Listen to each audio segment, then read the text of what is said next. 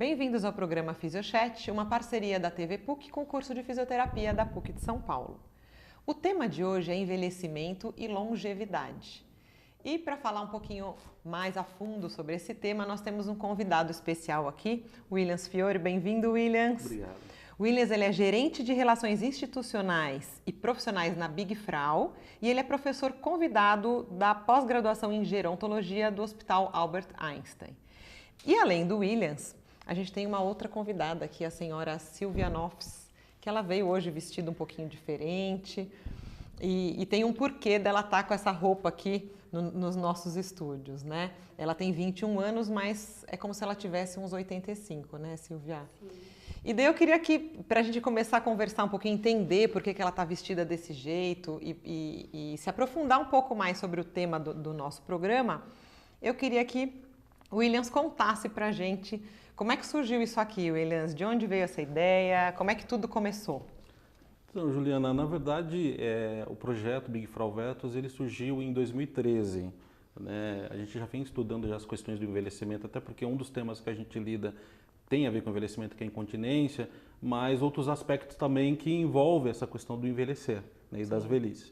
E a gente viu em alguns países, principalmente no Japão, existem simuladores de envelhecimento que te dá essa condição de perceber, né, e se colocar no lugar do outro, no caso dos idosos, né, principalmente lá no Japão, no caso, na adolescência ainda. Então a gente montou esse projeto no Brasil, como ainda é um projeto único no mundo, que não está por trás de uma universidade, que é justamente levar para a sociedade, levar para o governo, levar para entidades públicas, hospitais, universidades, essa experiência de como é ser um idoso com mobilidade reduzida nos dias de hoje nas cidades, no mercado, ou seja, onde ele estiver. Então o projeto nasceu com, vamos dizer assim, com esse foco, né, de gerar experiência.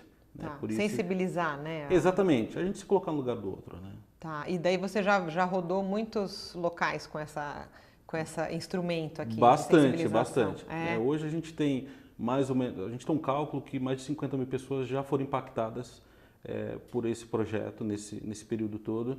Então, as principais universidades do Brasil a gente já esteve participando de aulas como convidados, workshops, e também os tais. Né? Então, aqui na PUC você já veio, né? Exatamente, a gente já participou algumas vezes aqui na PUC também, mas a gente tem rodado o Brasil todo. Né? Agora a gente está com uma nova frente que é levar para os nossos clientes também, para mercados, farmácias, então a gente tem outros focos agora também, além da esfera pública, governamental e também das universidades. Porque a população vai cada vez mais ficar mais velha, né? É uma tendência, né? A gente hoje já tem um número, né? A gente já está a mais de 30 milhões de pessoas acima de 60 anos. Então, se a gente for pensar nesse impacto que tem dentro da sociedade, é muito grande, né? Sejam os impactos positivos e de cuidados que a gente precisa ter também. Então... E nessas vivências que você tem aí Brasil afora, com públicos tão diferentes, você percebe que as pessoas estão preparadas para as limitações do envelhecimento ou para as alterações, não necessariamente limitações? Não. Na verdade, a gente nunca está preparado, né? A gente vive ainda, principalmente na América Latina, a gente tem uma cultura a juventude eterna. Né? Então, as pessoas elas não querem olhar para a própria velhice. Né? Então, principalmente os mais jovens têm essa dificuldade de entender. E muitas vezes a pessoa que está se instalando na velhice também, às vezes ela está com a parte cognitiva tudo ok, né? Mas o corpo já não responde mais, que é algo natural o corpo envelhecer. Sim. Então você tem um conflito entre mente e corpo, né? Que é algo que a gente vê bastante dentro da própria fisioterapia, né? A não aceitação, às vezes de algumas tratativas. Sim. Então é natural isso também. E você acaba percebendo que quando você faz essas atividades usando esse instrumento, você consegue melhorar essa receptividade, vamos dizer assim, para o envelhecimento? Logo de cara, assim, porque assim, todo mundo tem algum idoso na família. Então, quando a pessoa ela se coloca no lugar do outro, tem uma parte emocional muito forte também, que ela começa a se enxergar. Às vezes o idoso tem dificuldade para sentar no sofá, por exemplo. Então, ele se joga. Não é que ele quer se jogar, é porque ele não consegue, né? Você tem toda uma estrutura ali muscular, né? Você tem doenças, artrite, artrose, entre outras doenças, que vai dificultar isso. Sim. Então, o ato de você se colocar no lugar do outro faz você pensar e refletir. Isso é muito legal porque, principalmente em hospitais, a gente vê muitas vezes idosos que levam outros idosos, né? O que mais tem hoje é idoso cuidando de idoso. Cuidador de idoso. Então, quando a gente tem ali um idoso dentro do hospital, que a dificuldade dele fazer um exame, subir numa maca, às vezes, coisa muito simples que a gente faz, para o idoso é um grande desafio. Né? Então, a ideia de você se colocar no lugar do outro é justamente você sentir na pele e poder, de alguma forma, ali atender melhor, né? Sim. Isso que é bacana. E explica pra gente, mais ou menos, como é que funciona aqui essa roupa. Tá gostoso aí, Silvia? Não muito. Não, na verdade, assim, o simulador, ele traz, né, uma média aí, o que a gente calcula, em torno de 85 anos, a mobilidade reduzida de um idoso de 85 anos, com doenças como artrite, artrose, aí a gente tem uma trava de coluna ali que está deixando ela um pouco mais arqueada, que simula esse travamento de coluna, a coluna arqueada, e ainda a gente tem um óculos e também um fone de ouvido que o óculos simula glaucoma, catarata, perda de visão periférica e o fone de ouvido a perda de audição. Tá. Então a gente traz meio que algo sensorial 360, né? Tá. Então é bem interessante isso. E aqui perda de amplitude de movimento, né? Por essas doenças, inclusive da coluna, né? Exatamente. Então a gente vê aqui que é aquilo que você falou até do sofá. Ela não está conseguindo sentar numa posição tão erétrea e ela está sentada mais num apoio mais sacral, né, Silvia? Fala um pouquinho pra gente, porque a gente fez uma caminhada com ela aí fora, né? Sim, foi bem interessante ver esse olhar dela também, né? De como que foi essa diferença que ela sentiu daqui para dentro, para fora, né? Porque tem aqui, quem não conhece a PUC, né, a gente tem uma escadaria bem grande, então a Silvia subiu essas escadas e depois desceu. E conta pra gente como é que foi, Silvia, essa experiência. Olha, foi bem diferente do normal, né? Mas bem difícil, porque não dá pra flexionar bem o joelho, não dá pra mexer muito o cotovelo, a coluna fica meio que parada, assim. E o óculos, ele tira toda a visão periférica, então eu não sabia onde eu estava pisando, tinha que olhar assim para baixo, e se eu quisesse olhar para o lado, tinha que virar a cabeça para o lado. E se eu não sabia se eu estava num degrau, se já era plano, e dá um medo de cair, né? Eu fico imaginando um senhor, uma senhora que tenha que subir, descer a escada ou andar em calçada irregular, como que deve ser para eles, né? Porque assim, aqui é só mobilidade reduzida, não tem, né? Sim. Perda de força muscular, outros sintomas, a respiração, o fôlego, para mim é normal, assim. Tem exemplos na minha família de idosa que não consegue andar sem perder o fôlego, então subir uma escada sem perder o fôlego. Para você subir e descer aquela escadaria, você achou que você teve um gasto energético maior tendo essa... Sim, porque tem que adaptar, né? Como eu não consigo flexionar o joelho, então eu jogava o corpo para o lado, me apoiava mais aqui nesse dispositivo e no corrimão para equilibrar e poder subir sem flexionar o joelho, que aqui ele impede, né? Flexão. Sim. E o cotovelo também tinha que mexer mais o ombro, né? Porque aqui não dá para dobrar. Então tinha que ficar bem... E daí que leva até aquela postura típica do idoso que a gente acaba vendo de ir levando o corpo à frente, né? Exatamente. E tentando aumentar a base. E é o que a Silvia falou. Ela é jovem, ela tem 21 anos, então ela tem a massa muscular ok, né? Você tem o aparelho lá cardiopulmonar ok. Sim. E o seu cognitivo também está né, super... em fase de crescimento, vamos dizer assim, né? De melhoria. No idoso, é o que a gente estava falando, né? Aqui. Ainda às vezes pode ter um problema de demência associado, uma perda, com certeza eles já vão estar com sarcopenia, uma perda de massa muscular, né? Então isso fica muito mais difícil, né? E uma coisa interessante, quando a gente começou a fazer esse trabalho, a gente teve algumas percepções junto a algumas universidades. E dentro da físio também. A gente se fala muito em queda dos idosos, dentro da geriatria e dentro da gerontologia. E geralmente a gente associa muito a questão da queda à falta de vitamina D, as questões musculares e tal. Uma coisa que a gente conseguiu perceber foi que a visão periférica é algo que gera muita queda. E a gente quase não tem literatura sobre isso. Não. A questão da visão, como que isso pode ser um perigo para a queda do idoso. Então, é interessante como que esse projeto ele traz um outro olhar também, da gente ter algumas percepções sobre algumas síndromes geriátricas que às vezes tem a ver com correlação, né? com o próprio glaucoma, pela visão periférica, entre outras coisas também. Então, provavelmente uma das coisas que para ela foi muito difícil, e aí ela pode confirmar isso, foi a visão. Né? Mesmo durante o sol, lá fora, então às vezes mudança de luz, mudança de local, e isso gera um estresse natural no idoso. Quando ele vai para um outro lugar, que ele não tem mais aquela zona de conforto de casa, que ele já sabe aonde estão as coisas, para que lado fica, gera um estresse natural e por isso que ele fica ofegante às vezes. Então, o cérebro ele tem que trabalhar muito mais para ter esse reconhecimento. Né? Ele tem que aumentar o nível de atenção. Exatamente, né? exatamente. Que acho que foi uma das coisas que você falou mesmo da visão. Né? Sim. E ela estava lá fora, a gente filmou no ambiente aberto, que tem mais luminosidade, então teoricamente você teria mais. E a gente pensa no idoso à noite, por exemplo, em casa, né? Que já tem. Que normalmente, quando eles caem, quando eles acordam à noite para fazer xixi. Sim. Daí não encontra ou tropeça, ou não enxerga, ainda está meio... Às vezes tem alguma alteração de pressão e acaba caindo. Não, e a questão da mobilidade tem correlação com outras doenças da geriatria também, né? As síndromes geriátricas. Sim. Isso que é interessante. Então você tem, dentro de um dos temas que a gente fala muito, que é a incontinência urinária, tem total correlação, né? Porque a gente está falando aí de um perfil de idoso que ele tem mobilidade reduzida, que ele tem incontinência urinária e que muitas vezes é um idoso extremamente longevo. Né? Você tem um idoso de 85 anos, hoje a gente tem estudo aí que em torno de 35% tem incontinência urinária. Então, esse mesmo idoso, ele tem mobilidade reduzida. Sim. Né? E se você tem aí, às vezes, uma demência, isso piora bastante também. Você vai somando, né?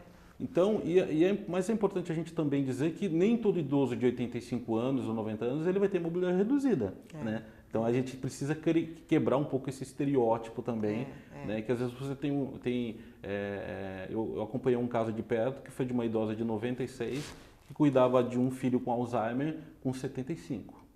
Então, assim, a gente tem super ativa. Esses viés também. Porque senão a gente também vai ficando com medo de envelhecer. Né? Não, de forma alguma. Né? Na verdade, assim, a gente está mostrando um perfil de envelhecer que não é todo mundo que vai ter, mas ele existe. Não, e a gente precisa entender, né, para atender melhor também. Eu acho que a gente tem... Aquilo que você falou que no Japão eles fazem isso com os adolescentes e com as crianças, né? Sim. Isso é incrível, né?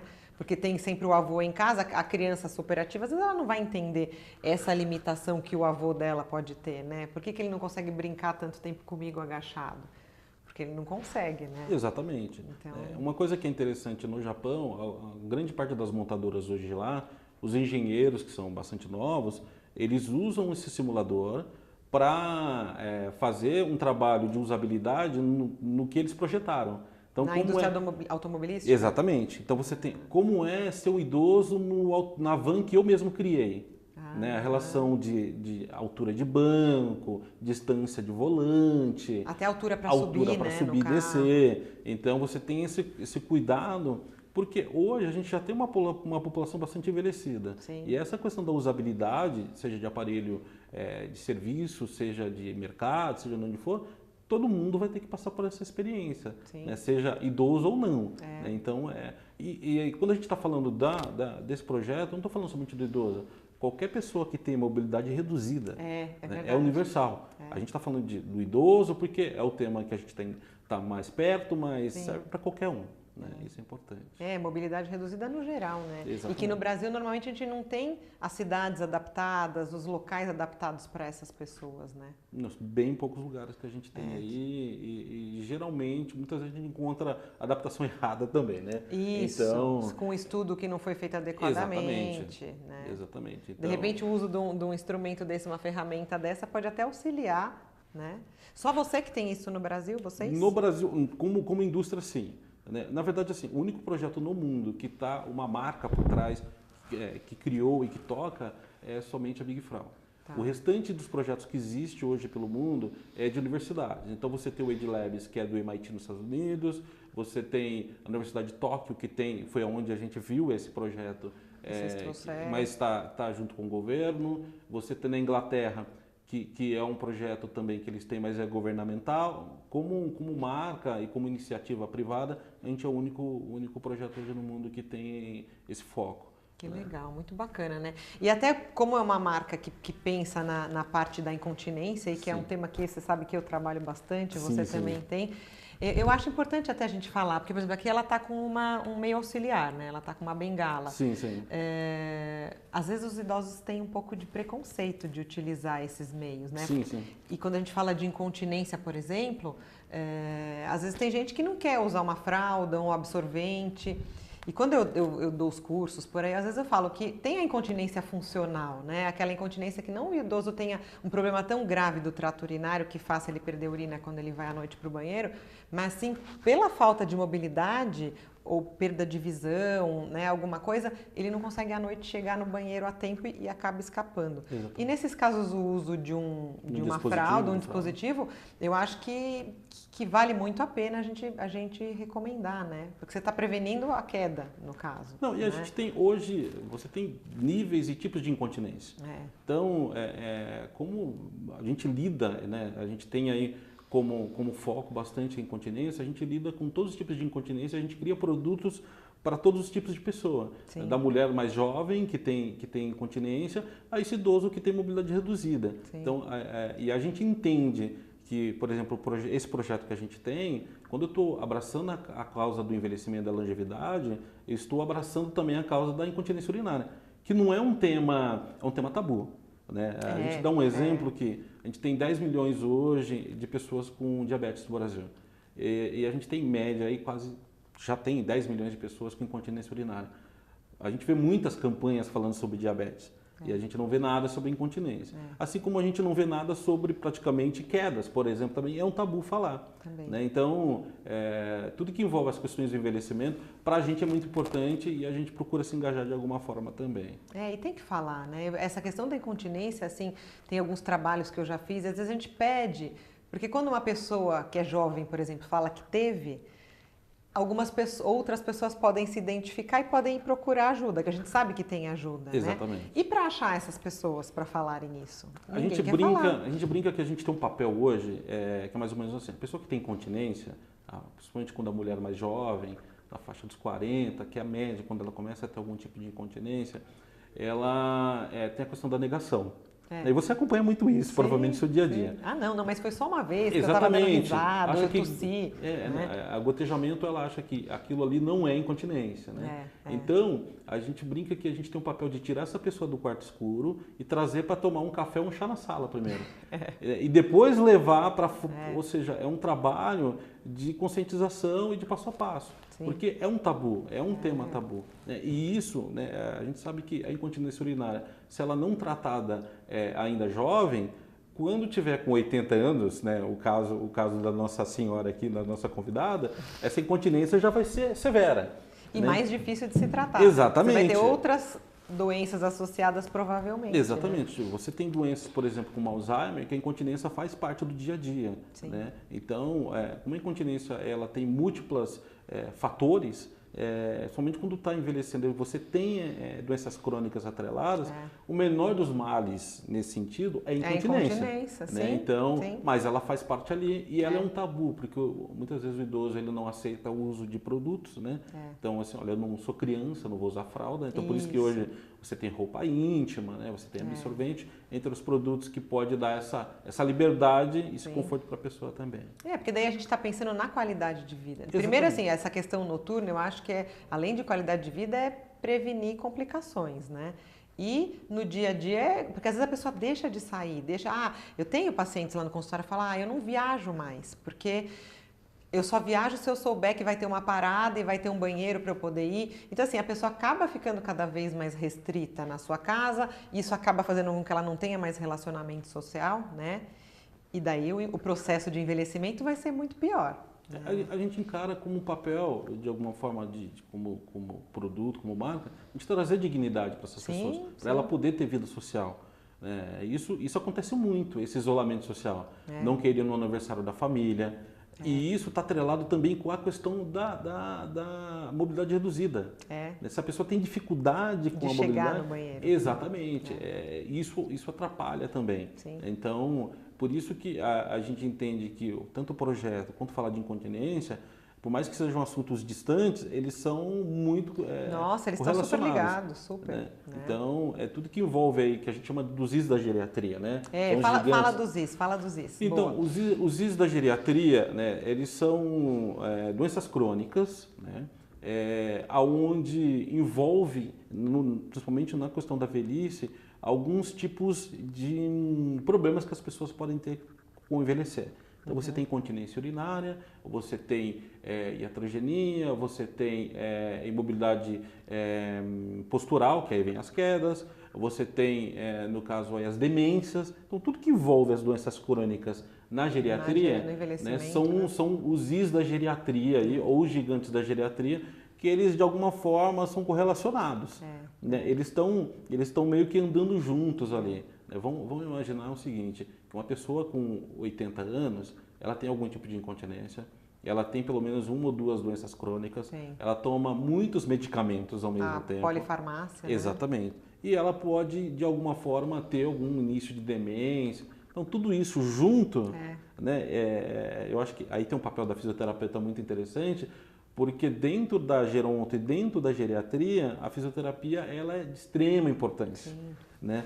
Tanto para esse cuidado do físico, como acompanhar e discutir com os outros profissionais multidisciplinares a respeito desse idoso, desse indivíduo. Né? Então, eu acho que isso que é bacana na fisio dentro da geronto, porque a gente não está tratando a doença, a gente está tratando as pessoas, né? O indivíduo. Então, isso traz algo muito legal para os profissionais também. E eu sempre falo para os alunos, o fisioterapeuta que trabalha com idoso, ele tem que conhecer muito bem tudo isso, né? E na avaliação que ele faz, ele tem que pensar em todos esses aspectos. Então, por exemplo, a minha área forte é da reabilitação do assoalho pélvico, mas eu trabalho muito com idoso, então eu não posso esquecer das limitações de movimento, das dificuldades de equilíbrio, da parte cognitiva. Não tem como você trabalhar uma área só, você tem que conhecer tudo e tem que pensar nessa pessoa, não nessas doenças que ela tem. Né? Então, como é que essa pessoa, o que eu tenho que fazer para que essa pessoa consiga viver da melhor forma? Né? E envelhecer é único, né? Ninguém envelhece, é algo que a gente fala todo dia, ninguém envelhece igual. Né? Então, a mídia, geralmente, ela trata de dois tipos de envelhecimento. Ou é o super idoso, tatuado, que corre, que faz maratona, que salta de paraquedas, ou é o Deus demenciado, acamado, com vários problemas. Não, a gente tem... A gente tem o básico, né? Que não é nem lá nem cá. Exatamente. Né? A grande maioria das pessoas hoje, elas envelhecem de forma ativa. Mas isso não impede delas terem mobilidade reduzida, por exemplo. Isso não impede delas terem incontinência. Sim. Então, assim, e ela pode continuar tocando a vida normalmente. Né? Isso não vai parar. Quantos idosos não estão agora começando um novo projeto profissional, por exemplo? Ninguém quer ficar aposentado parado em casa, né? E aí pode ter incontinência, pode ter uma artrose, pode ter um problema de visão.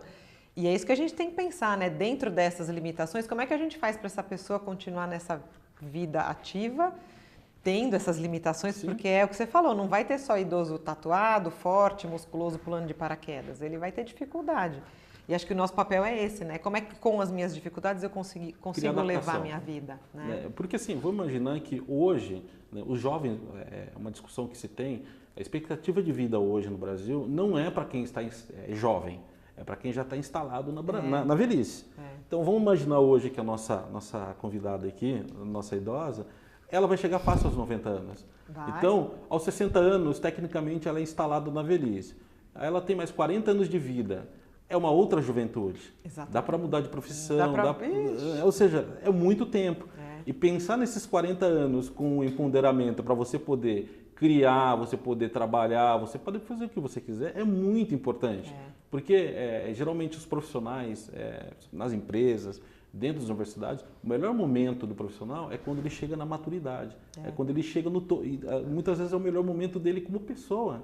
Né? Então, eu não posso travar isso e falar, não, agora acabou. Não, agora é muitas vezes que está começando. Né? E a incontinência urinária ou outras doenças, não pode parar a pessoa. Não, ela tem que continuar tocando a vida Tem que dela. ter estratégias para poder tocar. Exatamente. Silvia, o que você sentiu, assim, foi diferente para você?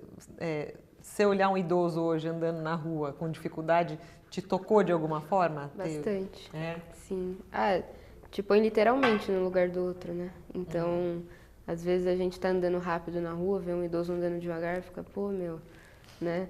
Mas aí agora eu andando desse jeito, eu penso, de fato, não dá pra ir mais rápido do que isso. Isso é o que o corpo permite, né? Então, e não é porque ele tá andando devagar que ele não deve andar. Então, acho que me fez ter mais empatia nesse sentido, de me pôr no lugar do outro e da visão reduzida também. Porque isso acho que é o... Dá até uma aflição não enxergar, porque parecia que eu só enxergava assim, do nariz pra cima. E para ver qualquer coisa do lado, embaixo, tinha que virar a cabeça. E às vezes o idoso nem consegue ter tanta mobilidade aqui. Então, fico imaginando para virar, tem que virar o corpo para ver o que está do lado, atrás, ou até embaixo mesmo para subir uma escada, andar na rua. É bem difícil, assim, achei. E até ela está falando aqui agora, e ela é uma estudante de fisioterapia, né? Quanto que os profissionais de saúde estão preparados para saber lidar com esse idoso? Nas escolas de saúde hoje, pouco se fala do perfil de pacientes idosos, né? A gente teve a oportunidade de participar junto com a Secretaria Estadual de Saúde do selo Hospital Amigo do Idoso, fazendo a sensibilização com esse instrumento dentro dos principais hospitais em São Paulo, com os profissionais de saúde que atendem ali. E quando foi feita a estatística desses hospitais, são grandes hospitais, tem hospitais, por exemplo, como o INCOR, um exemplo, mais de 60% das internações e das intervenções são de pessoas longevas, né? Você tem ali 60% acima de 60 anos e 70% desses acima de 60 tem acima de 80. Então, assim, como é que eu vou levar essa pessoa para fazer uma ressonância? Como é que eu vou lidar? E muitas vezes quem está acompanhando é um outro idoso, né? Então, a outra pessoa que está levando é um outro idoso. E como a gente tem uma população bastante idosa, em 2030 a gente vai ter aí 30% da população. Então, hoje já, esses profissionais formados hoje precisam entender. William, você acredita que já está acabando o nosso tempo? Poxa. Tinha muita coisa para a gente falar. Sim. Foi muito bacana ter você aqui. Eu sou sua fã, eu sei que você levanta a bandeira do envelhecimento e percorre aí o Brasil inteiro para tentar sensibilizar as pessoas. Que você continue fazendo esse trabalho. Obrigado. E também agradecer a Big Frau por ter proporcionado a gente essa vivência com essa roupa aí, né, de envelhecimento. A Silvia também, obrigada por ter topado participar. E espero que a gente tenha você aqui algum dia novamente para falar um pouquinho mais desse tema. Eu que agradeço. A gente vem sim, tá bom? Tá bom, obrigada. Obrigado. E vamos acabando por aqui. Acompanhe nosso programa nas redes sociais, o Instagram, o Facebook. E até a próxima.